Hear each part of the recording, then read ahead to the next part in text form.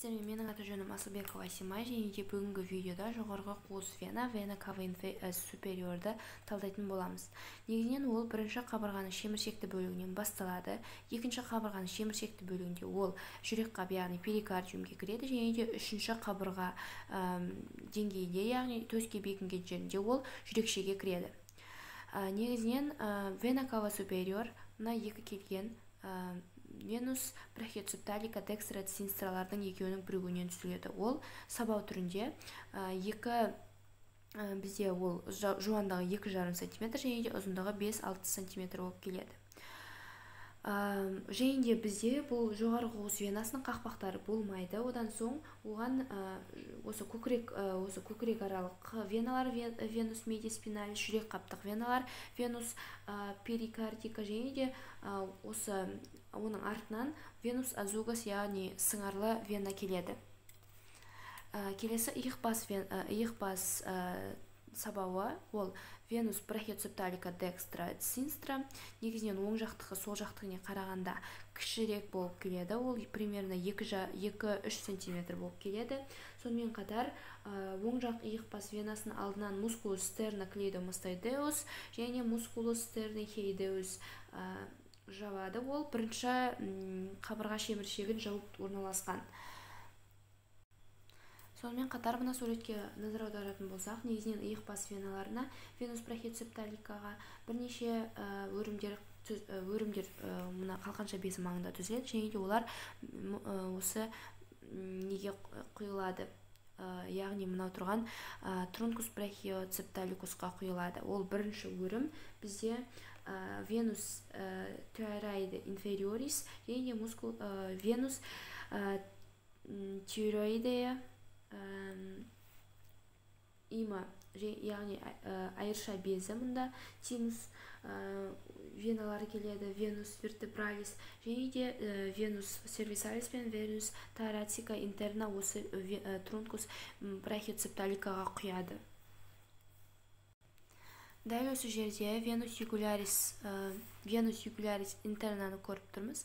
Негізінен бізде бас қуысынан алып келетін екі вена бар. Қанды жинап ол венус югулярис экстерна және де венус югулярис интерна болып табылады. Міне экстерна және де интерна. Ішкі мойындырық венасы бас сүйек қуысымен осы мойын ағзаларынан вообще қанды алып шығатын вена болып табылады. Бұл вена, венус югулярис интерна, негізінен бас сүйек қуысынан форамен югулярис арқылы шығады. Форамен югулярис арқылы шыққан кезде ол бульбус супериор вена югулярис интернаны түзеді, яғни жоғарғы буылтық. Одан соң ол латеральды қарай жүреді. Артерия каротикус коммунинс деген болады, және де міне артерия каротикус коммунинс пен бірге түседі астына қарай, және де вена субклавия, мынау тұрған вена субклавия маңында ол екінші буылтықты, ол буылтық бульбус инфериор вена югулярис интернаны түзеді. Бұларды мойын аймағында, негізінде осы мойын аймағында бізде мускулус стерноклейдомастоидеус және де мускулус амихейдеус осы веналарды жауып тұрады. Негізінен ішкі мойындырық венасын екі топқа бөлуімізге болады. Яғни біріншісі ол мидың қатты қабығынан, яғни мидың қатты қабығы дура матрден келетін және де оған құятын ми веналар, венус церебри, және де осы ми сауытының веналар, венус плеока, және де есту мүшелерден келетін венус аудитива, және де көз шарасынан келетін веналар, вена офтальмикум, және біз білетін қатты қабықтан келетін венус менингілер жатады. Және оның негізгі тармақтарына тоқталайық. Венус югулярис интернаның міне бұл жерде бізде сыртқы мойындырық венасы мен ішкі мойындырық венасының жалпы сызбасы көрсетілген. Міне қарайтын болсақ, бізде бұл венус югулярис экстерна болып келеді, және де мұндағы мынау тұрған бізде венус югулярис интерна болып табылады. Жалпы венус югулярис интернаға қандай тармақтар келеді? Бірінші ол нервус фасиалис деп аталатын бет тармағы. Екінші мынау төменгі жақтан келетін осы төменгі жақтың артынан келетін бізде төменгі жақтың нерві венус ретромандибуля болып табылады. Одан кейін мынау тұрған бізде венус фарангеус келеді. Жұтқыншақ веналары ол жұтқыншақтың өрім плексус фарангеусты түзіп, одан кейін тікелей осы интернаға келеді. Келесі тілдің веналары венус лингуалис, одан кейін жоғарғы қалқанша веналары қалқанша безбен осы мұнда қалқанша бер орналасқан, жаңағы суреттен көрсек, және сол жердегі веналар жалпы қалқанша жоғарғы, ортаңғы және де қалқаншаның жоғарғы және ортаңғы веналары келіп қосылып осы венус югулярис интернаға қосылады. Міне тұрған бізде сыртқы мойындырақ венасы венус югулярис экстерна болып табылады. Ол негізінен екі сабаудан құралған. Яғни ол венус ретромандибулярис пен артқы құлақтың венасы венус аурикулярис постериор екеуінің бірігуінен бізде осы сабау пайда болған.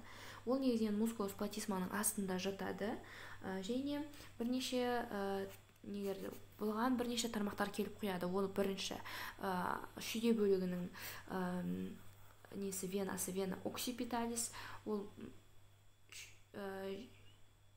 шүйде артериясымен бірге қосылып жүріп, және ол ішкі мойындырық венаға ашылады. Одан кейін артқы құлақ венасы венус аурикулярис постериор, ол веналық осы қанды бетке өрімен жинап осы венус югулярис экстернаға алып келеді. Одан кейін жауырын үстілік, мұнда жақтан келетін жауырын үстілік вена, ол вена супраскапулярис. Ол екі сабау түрінде осы өзінің аттас артериялары артерия супраскапуляриспен бірге келіп, бұған асты венасына келіп құяды. Одан кейін алдыңғы мойындырық венасы венус югулярис антериор, ол негізінен оның бастамасы мускулус милохейдеус, одан кейін мускулус тернохейдеустың алдыңғы бетінде жататын осы мускул венус югулярис экстернаға құятын тармақтар болып келеді. Және вена мында тұрған ірі сабау вена брахиоцепталикаға келетін, оң жақтаға келетін, бізде бұған асты артерияларына жатамыз, ол вена субклавия деп аталады. Ол мұнда тұрған венус аксилярисінің тікелей жалғасы болады. Ол венус брахиоцепталиканы құруға қатысады.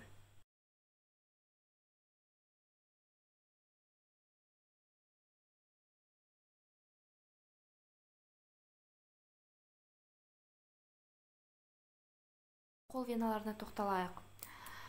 Қол веналары негізінен бізге бетке және де терең жақтағы веналар болып бөлінеді. Мұнда ең бірінші беткейден бастайық. Қолдың бетке веналары ол қолдың терасында латеральды және де медиальды екі венаны жатамыз, және де алақан веналары. Ең бірінші бұл бізде саусақтың веналары венус дигиталис пальмарис болып келеді, және де олардың екінші, үшінші, төртінші саусақтардың негізінде бізде венус интеркапиталис болады.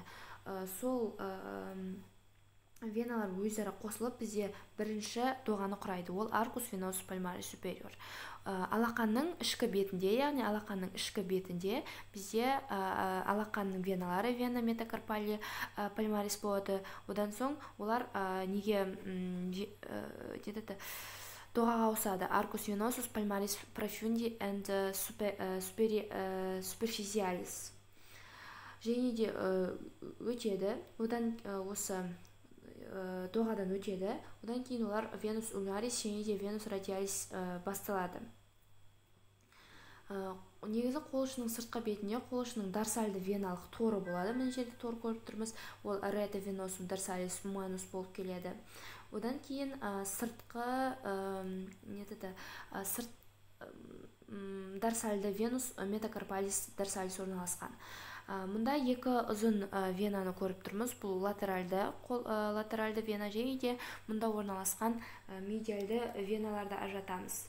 Олар қай жерден басталады? Ең бірінші бізде венус цепталика, мынау тұрған венус цепталика деп аталады, және де мұнда венус бацилла деп бацилика деп аталады. Бірінші мынау венус септалика. Венус септалика негізінен осы қолдың негізінен кәріжілік бөлімінде басталып, білектің білек сүйегінің кәріжілік бетімен жүріп, одан кейін ары қарай шынтаққа өтіп, мұнда венус бацилика мен анасматоз түзіп, одан кейін жоғары қарай жүректе, мұнда арнайы шандыр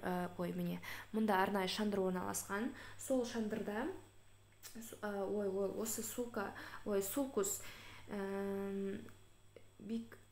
сулкус бикубиталис латералиспен жүріп, одан кейін осы шандырдан өтіп венус аксиляриске құяды. Міне венус аксилярис, ол ары қаратай венус субклавияға алмасады. Ал мұндағы медиалды қолдың, яғни медиалды қолдың медиалды терасты венасына келейік. Онда ол негізінен білектің алдыңғы медиалды бетінен басталады. Мускулус флексор карпи ульнаристың бойымен осы шынтақ бүгілсіне дейін жетеді. Және де мұнда тұрған венус интермедия кубити арқылы соның көмегімен мұндағы жаңағы венус септалика екеуі анасматоз түзіп, одан кейін жоғары жүріп, шандырдан өтіп, ары қарай венус ары қарай ол бізде венус септаликамен бірге анасматоз түзеді, одан кейін венус брахилиске келіп құяды. Мұнда венус брахилиске келіп құяды. Келесі өте ірі сабауға тоқталайық. Ол бізде венус аксилярис деп аталады. Ол бүкіл қолдан келген қанды жинап, алып кететін ең ірі сабау болып табылады. Ол негізінен мускулус пекторалис майордың астында жатады, және ол мынау тұрған бірінші қабырғаға дейін жетеді. Яғни ары қарай ол венус субклавияға жалғасады. Жаңа айтқандай, венус субклавия бізде венус аксиляристің тікелей жалғасы болып келеді.